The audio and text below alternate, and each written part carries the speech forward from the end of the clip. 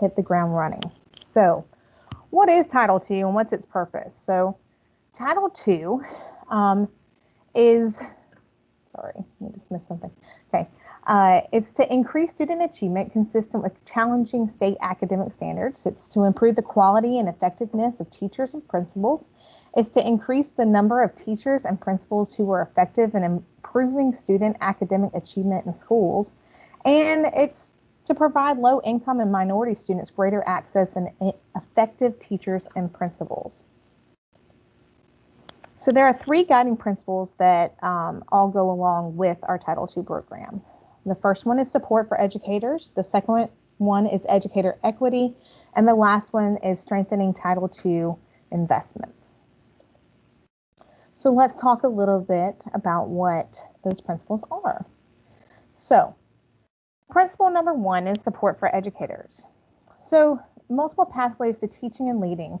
Most LEAs obtain the majority of their new teachers from traditional preparation programs at institutions of higher education.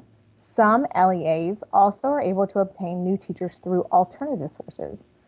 Title II funds may be used to support both traditional and non-traditional pathways through the development of new teacher, principal, or other school leader preparation academies. Additionally, Title II funds may be used to support the effective recruitment, selection, and hiring of the most promising educators.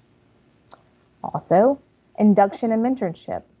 SEAs and LEAs are encouraged to use Title II funds to establish and support high-quality educator induction and mentorship programs that, where possible, are evidence-based and designed to improve classroom instruction and student learning and achievement, and increase the retention of effective teachers, principals, and other school leaders. Research shows that high-quality induction and mentoring programs can increase teacher retention as well as increase student achievement. For instance, comprehensive induction programs can cut the new teacher turnover rate in half. Meaningful evaluation and support. The U.S. Department of Ed encourages the state agencies and districts to establish and continuously improve educator evaluation and support systems. Title II may be used by the state agency and districts to develop, implement, and improve rigorous, transparent, and fair evaluation and support systems if these systems are based in part on evidence of student achievement, which may include student growth and must include multiple measures of educator performance, such as high-quality classroom observations, and provide clear, timely, and useful feedback to educators. Strong teacher leadership. Sustainable teacher career paths should give teachers the opportunities to exercise increased responsibility and to grow professionally, while keeping effective teachers in the classroom. Moreover, the ability of teacher leadership opportunities positively impacts teacher recruitment and retention, job satisfaction, and student achievement. Some possible activities include career opportunities and advancement initiatives for effective teachers and that promote professional growth and emphasize multiple career paths, such as allow instructional coaching of colleagues, supporting peer-led evidence-based professional development in district and schools, recruiting and retaining talented and effective educators, including mentoring new educators, participating in professional learning communities, transformative school leadership. This is at the state level. Effective principals, assistant principals, and other school leaders are essential to school success, particularly in schools with large numbers of students from low-income families and minority students. Strong principals attract teachers with great potential for success, support the ongoing professional learning of teachers, and retain excellent teachers. An example of this strategy would include partnering with organizations to provide leadership training and opportunities for principals and other school leaders to hone their craft and bring teams together to improve school structures. Our second principle is educator equity. The Title II program is designed, among other things, to provide students with low-income families and minority students with greater access to effective teachers, principals, and other school leaders. The most effective strategies are designed to support the students where there are the greatest rates of disproportionality in access to excellent educators, while also addressing the underlying factor or factors causing or contributing to those disproportionalities. For example, states and districts where students from low-income families are taught at higher rates by inexperienced teachers may discover that this is driven by a lack of teacher retention in rural areas. Such states and districts may consider developing grow your own initiatives through which resources are devoted to recruiting local talent to counteract teacher shortages, particularly in high-need schools in rural areas. Because teachers who grew up in a particular rural area are more likely to stay there over the long term. So what is an ineffective teacher? An ineffective teacher will be defined as a teacher on an annual or continuing contract who has received not met rating for 1 year, or a teacher or an induction that's on an induction contract who has received a not met rating for 2 consecutive years. What's an inexperienced teacher? An inexperienced teacher is defined as an educator who has 3 or fewer years of teaching experience as indicated on the South Carolina license. Sorry, guys. In South Carolina, districts may keep their teachers on induction contracts for up to 3 years. And then an out-of-field teacher. An out-of-field teacher is defined as a teacher who is teaching one or more courses or classes in a subject for which they do not have the appropriate certification. Our third principle is strengthening Title II investments. Title II interventions are more likely to result in sustained improved outcomes for students if their chosen interventions align with identified local needs, the evidence-based and local capacity are considered when selecting a strategy, and there's a robust implementation plan, adequate resources are provided so the implementation is well supported, and information is gathered regularly to examine the strategy and to reflect on and inform next steps. This framework is designed to help decision makers make more effective Title II investments and to make the use of evidence, research, and data part of the decision-making process. So, we are currently in 3 different grant cycles. Your 2019 and 2020 grant cycle is coming to a close. It will close on September 30th of 2021. And then your 2021 grant cycle, it will be open through September 30th of 2022. We remind you that the state's fiscal year ends on June 30th. Therefore, claims through June 30th of each year must be submitted in GAPS by August 15th. And any final expenditure claims must be submitted by November 15th of that terminal year. We ask that you work with your district finance staff to ensure timely submissions. Maintenance of effort. So maintenance of effort is typically calculated by the district's Title I and Finance Office. Districts are required to maintain fiscal effort for Title II as well. And if the district does not meet maintenance of effort and a waiver is not granted, then title funding will be reduced. So we're going to move on into needs assessments. So a needs assessment is a process that collects and examines information about LEA school-wide issues and then utilizes that data in structured decision-making that will determine priority goals, inform LEA plans, and allocate the funds and resources. It's a systematic effort to acquire an accurate, thorough picture of the strengths and areas of improvement of a school community that can be used in response to the academic needs of all students for improving student achievement and meeting challenging academic standards.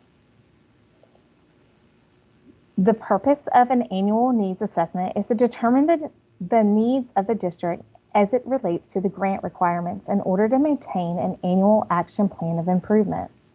The district must assure that information is gathered concerning the needs of its teaching force and school leaders in order to support all students in meeting challenging state content and academic achievement standards. So these are, let me go back. All right, so while the law requires stakeholder involvement and lists specific stakeholders to include, which are listed on this slide, how the stakeholders are included is at the discretion of the LEA. So this can be done through surveys, focus groups, meetings, and other means of collecting data. You need to make sure that you establish a timeline for conducting the LEA needs assessment and prioritizing needs. You will need to determine the roles of the stakeholders will have in gathering and analyzing data and prioritizing needs. Identify exactly where in the process this should be done. You may wish to consider using existing opportunities for gathering this input, like school councils, leadership teams, focus groups, surveys, school meetings, etc. The needs assessment is likely to reflect a wide array of needs, not all of which the LEA may be able to address with limited resources. Rather than try to address all of these identified needs, the district must prioritize its uses of Title II funds in those ways most likely to produce positive results in teaching practice and the achievement of the LEA students. The law does not require that the needs assessment process include particular types of data. The data sources listed on this slide are suggestions from the Title II non-regulatory guidance and our office. And remember, we'll share this presentation with you. So you need to make sure that you're filling out your online application in GEMS. This needs to be based upon your needs assessment and allocation awarded. You need to make sure that you're following the guidance that's put out by us, as well as the U.S. Department of Ed. And those applications should be completed and submitted by July 31st. We're going to move on to allowable use of funds. I'm going to check the chat real quick. Looks like we're good so far. All right. So necessary and reasonable means that you are being prudent with your checkbook. All costs associated with the outlined activities should be in the LEA plan, reflect sound business practices, reflect market prices for comparable goods and services for the geographic area. So supplement, not supplant. Title II funds may be used only to supplement educational program activities provided with state and local funds. The LEA may not use Title II funds to pay for activities that, in the absence of these funds, would be provided with state and local funds. Title II funds may be used to fund only professional development activities that supplement those mandated locally or by the state, and can supplement these discretionary professional development activities that the LEA would fund in the absence of other local and/or state funding. In the following instances, it is presumed that supplementing has occurred. The LEA used federal funds to provide services that were required under other federal, state, or local laws. An example of supplanting would be a district paying for the required Read to Succeed coursework required by state law. However, if the district decides to pay for additional Read to Succeed coursework beyond what is required, the district would be supplementing the professional development. So that required, you can't pay for that because that's supplanting, but supplemental, you could. Anything above and beyond. The LEA used federal funds to provide services that were provided with non-federal funds in the prior year. So a rebuttal to that is particularly plausible at the time when state and local education budgets are being cut nationwide. If, however, a LEA wishes to show that it used funds to provide a service that was provided last year with state and local funds, the LEA must prove its case with documentation, so budget information, board action, planning documents, and other materials specific to the program or grade level at which the funds are being applied. These presumptions are rebuttal if the LEA can demonstrate that it would not have provided these services with non-federal funds had the federal funds not been available. So, what are some allowable uses of funds? Initiatives to recruit and retain highly effective teachers, professional development to increase teacher knowledge and improve instruction in the classroom, professional development to improve the quality of instructional leadership teams, principals, and other school leaders, multiple career paths, and teacher advancement initiatives. So to recruit and retain highly effective teachers, you can use it for these several different things. So signing bonuses, differential pay, recruitment fair and registrations and travel, induction programs, teacher mentors, class size reduction, and then incentives for teachers and principals who have a record of success. LEAs may reduce class size by creating additional classes in a particular grade or subject and placing qualified teachers hired with program funds in those classes. Federal funds cannot be used to meet state or local class size requirements. And we'll go over those in just a second. The school and grade level for a class size reduction must be documented in the needs assessment and listed in the online application. Class size reduction cannot be used for a gifted or special ed program.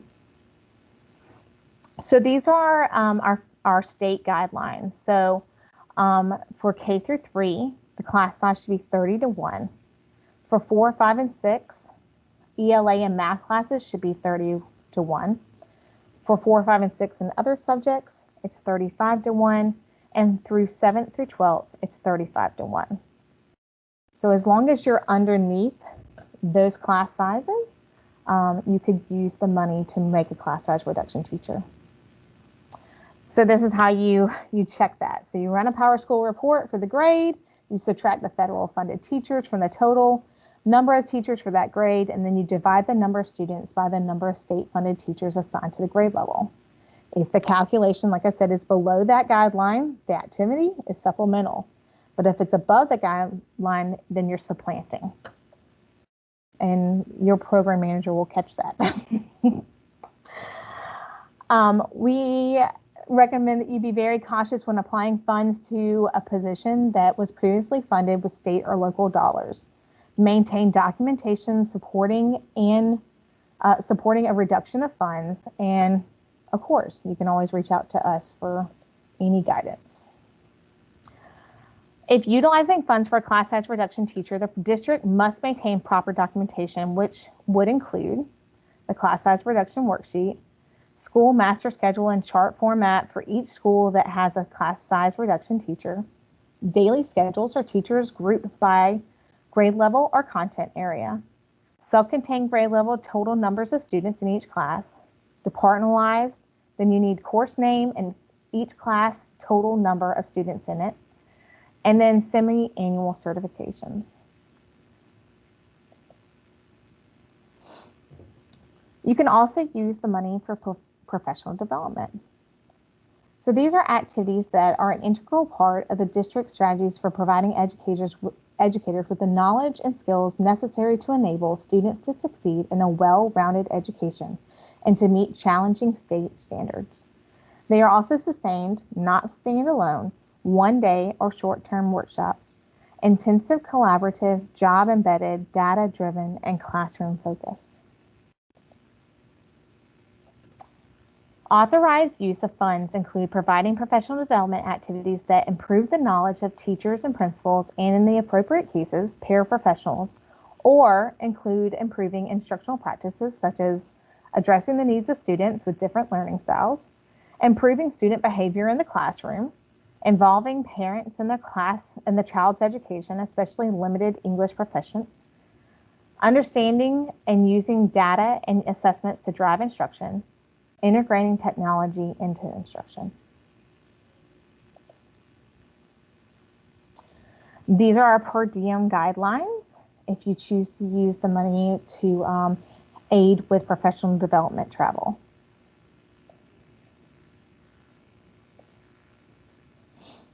So you can also use it for some additional compensations. So there can be supplements, which are funds received for providing services above and beyond salary, commonly used for funding mentors or paying teachers to provide professional development outside of their contracted hours.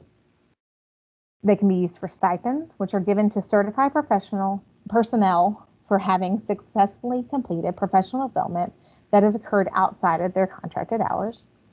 Or it can be used for substitutes. It can be funded from the Title II for the time teachers are out of the classroom attending those Title II funded professional development. It can also be used for supplies.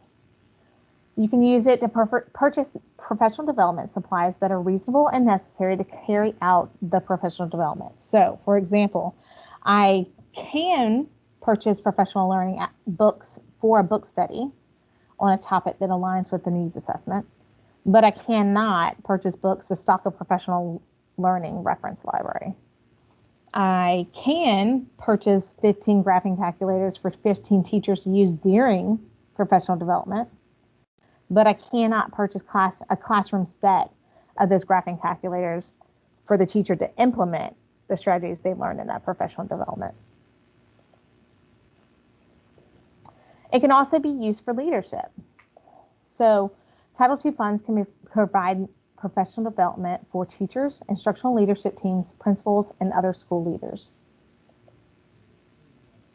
So a school leader is a principal, assistant principal, or other individual who is an employee of an elementary or secondary school, district, or other entity operating an elementary or secondary school, and is responsible for the daily instructional leadership and managerial operations in the elementary or secondary school building. Professional development to help principals and superintendents become outstanding managers and educational leaders can be used, as well as development and support of academies to help talented aspiring principals or superintendents. You can also use it to help with those multiple career paths, like the PACE program, the CATE Work-Based Certification Program, Teach for America, or EPA. And you can use it for teacher advancement. So promote professional growth, emphasize multiple career paths. You can use it for mentor training, additional certifications like Montessori, Gifted and Talented, ESOL, National Board Certification, or advanced degrees. So we talked about what's allowable, what's not allowable. So you cannot use Title II funds for food, general substitute teachers. So remember, we talked about substitute teachers, but they have to be in those classrooms of those teachers that are attending the professional developments that you're paying for with Title II funds. You cannot use them for instructional materials. It's staying with the teachers. It cannot be used for evaluator training. That's a supplanting issue. MAP testing or other benchmark testing, technology or equipment, or recruitment giveaways that have that district logo on it. So some things that are new in Title II is that you can use the funds to support professional development for instructional services provided by effective school library programs. You can use it for instructional services provided by the school counselors, and that includes whether they're helping with student achieve academically or college and career ready, or whether it's to aid in teaching about different learning styles, and that could include students that have disabilities, students with special learning needs, or English learners. It can also be used for training to help with student behavior. It can also be used to help with training for students affected by mental illness or trauma. And it can also be used for training for your staff and to help recognize and prevent sexual abuse. We're going to talk a little bit about private schools. Private school teachers, principals, and assistant principals are eligible to participate in the Title II program. A private school must be a nonprofit, and they have two options. Their first option is they can participate with your district. So that means that your district is letting them know what professional development opportunities you are presenting to your staff and inviting them in. Or they can choose to receive their allocation. This remains managed by you at the district level. You need to send out your invitations to your private school within the geographic boundaries. You need to make sure that it's done for the next fiscal year, that it's mailed in a timely fashion in order to allow the participants to the opportunity to take part in the annual needs assessment. And you need to make sure that you're mailing it with a registered receipt. And a suggestion would be that you do this when you're mailing out with your other federal program information. Private schools may not use Title II funds for class size reduction because a private school's contracts for its teachers would be inconsistent with the requirements of the ESEA Section 8501D regarding public control of funds and the supervision and control of employees or contractors. Districts cannot reimburse private schools directly. Only the district may obligate and expend federal funds. The districts must procure the services, they must purchase the materials, and they must reimburse individual teachers or principals. The district must ensure expenses are reasonable, necessary, and allowable. We're going to talk a little bit about charter schools.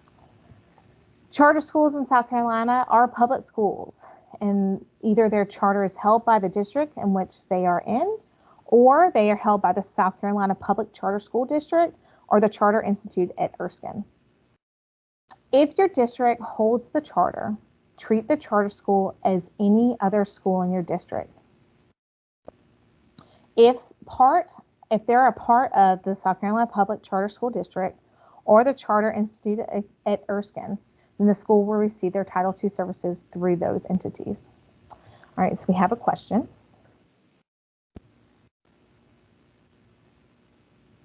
Yes, so I'm going to share the you'll get a copy of the PowerPoint because it's a lot of information, and you'll have my contact information at the end of the presentation for any questions that you may have. And private schools within the school district borders. It's just within the borders of their geographical. It is, but if they know they have children that are in a private school outside of their attendance zone, you can also send a letter to that private school. So if you, just like you do with Title I funds, you reach out to those that are within your geographical border, but if you know that you have students that are attending private schools that are outside of your district borders, then you should go ahead and reach out to them as well.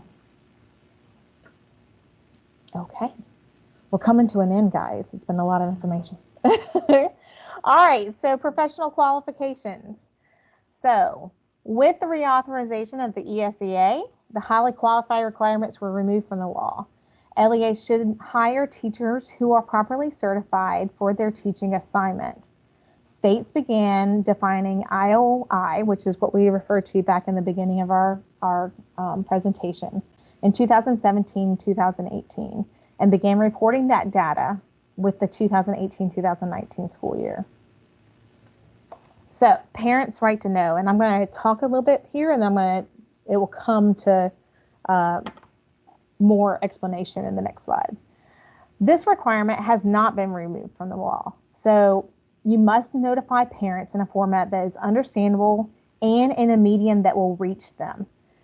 And if possible, in that language that they can understand. Ensure that notification includes the principal's contact information, the school or LEA name, and the date of the notification.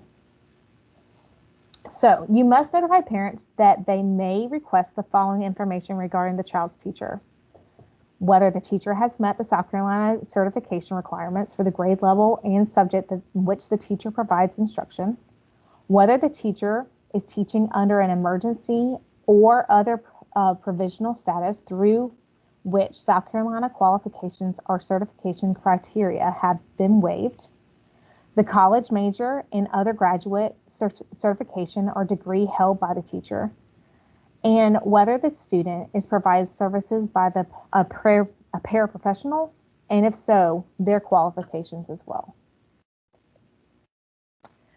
LEAs are required to notify parents of children in Title I schools when their child is assigned to or taught for 20 or more consecutive days by a teacher who is not properly certified for the teaching assignment. And that is everything that I have for you guys today.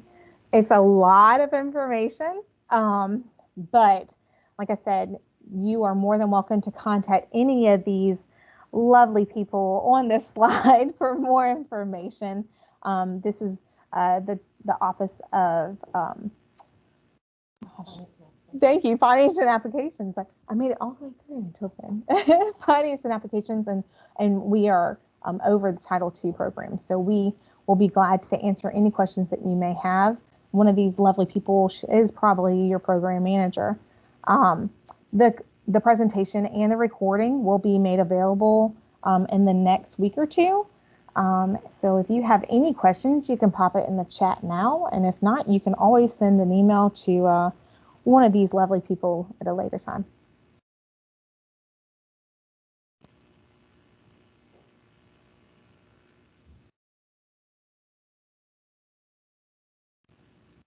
So I thank you guys for your attentiveness. That was a lot of information. So, and right after lunch.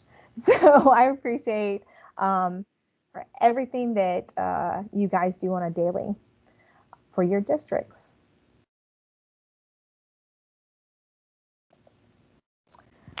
And you guys have a couple minutes to get prepared for your next sessions.